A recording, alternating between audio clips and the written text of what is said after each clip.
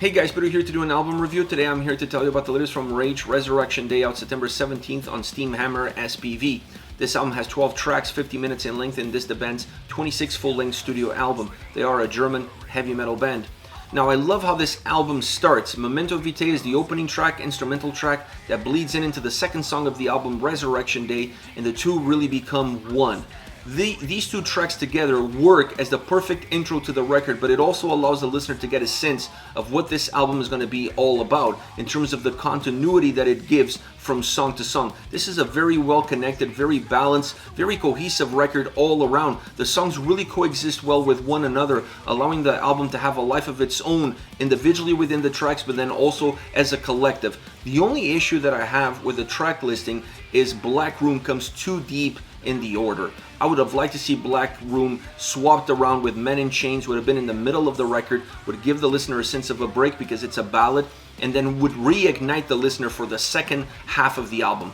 Coming so deep into the record, it really doesn't give you a chance to recapture the essence that the record had all the way up until that point. So it's a pause, it's a break, but it's a break too far into the record to really help the album feel a little bit more together. Once you get into the soundscape of the record, this album has power, it has speed, and it has classic heavy metal, all in equal doses. And I think that is the main formula that this album really puts forward, and that's why this album is as strong as it is. It's because it doesn't depend just on one single factor or one single genre or one single influence to really dictate where it goes. It goes all over the place. It has a lot of life within it.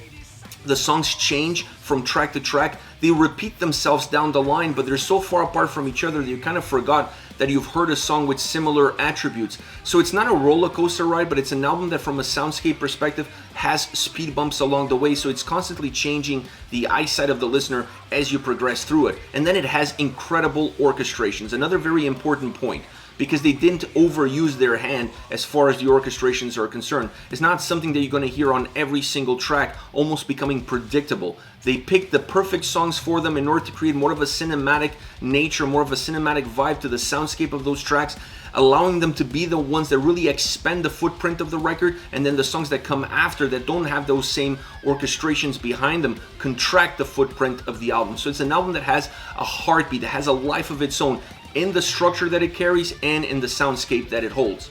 Within that soundscape, two elements drive the experience: the drums and guitars. I absolutely love the sound of the drums on this album.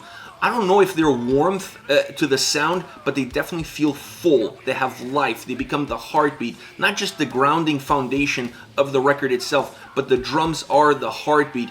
You always feel them on every single track, more or less, it doesn't matter, but they're always there to set the tone, to give that push forward that the album really needs. The guitar is the same way, very dynamic, very diverse. I really felt that the strength in terms of the power and the drive and the speed of this album was all dictated by where the guitars were going, obviously with the drums pushing them from behind. The duo is really important in order to give the album a little bit more thickness, to give the album a little bit more volume, to make the album feel bigger at every single turn. And even when you add the orchestrations on top, then it explodes, becoming purely cinematic at times. I love the guitars, I love the solos. The solo sections on this record are outstanding. They're not there to serve the guitar players, they're there to serve the songs, and they do them well. On top of all of this, you have PV on vocals, and I felt like he had a little bit more charisma on this record than on the previous album. He just felt a little bit more natural, he just felt a little bit more organic. It worked really well with the lyrical content, and that message came across loud and clear, song in and song out, which made the overall production of the album that much stronger. In conclusion, this is their best album, at least of the last 10 years. I think it's going to be very hard for you to go back and look at the last couple of albums that they've done across that period of time and find a better record than this. It's a real complete album. Outside of that issue with the track listing that I really would have liked to seen Black Room a little bit earlier in the album, perhaps in the middle point of the record. Outside of that, this album is nearly perfect. There's really nothing else that I would have liked to see change, or nothing else that's really missing, and how well constructed this album is, how well defined the soundscape feels across all 12 songs. As far as favorite tracks are concerned, I want to start off with A New Land. Incredible tempo. The guitars are just lightning on this song. The song really rips from start all the way to the finish. The chorus is super catchy, specifically coming from the vocals. Having some backing vocals really help create volume. It helps the vocals come across a little bit better. And then having these epic drums behind the vocals really set them apart as far as that chorus is concerned. It really jumps off the track into the face of the listener. It's a song that's heavy, that's powerful, that's very dynamic. It has a lot of movement to it, and perhaps the only pause that you're going to get within this track is the solo section. The solo section pauses the song ever so slightly, but then it allows you to breathe, and it allows the song to breathe, and allows the second half of the track to be as strong as the beginning. Next we have The Age of Reason.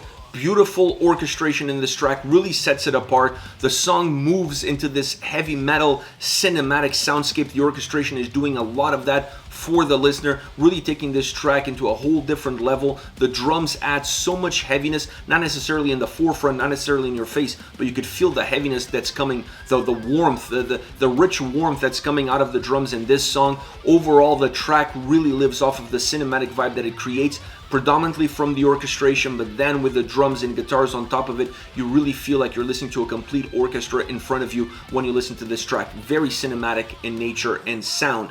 Last but not least, my favorite track on the album, Black Room, the ballad. A ballad that doesn't stay contained for the duration of the song.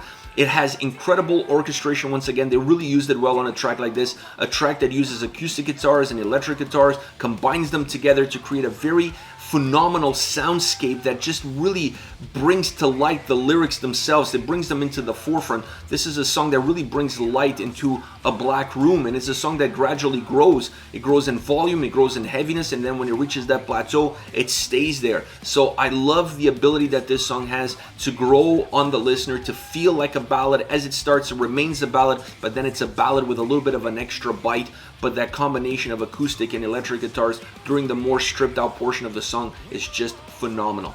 This is it. Rage Resurrection Day, out September 17th. Let me know your thoughts on the band, on the singles. Use the comment section below. I'll be reading those and getting back to you. Take care, guys.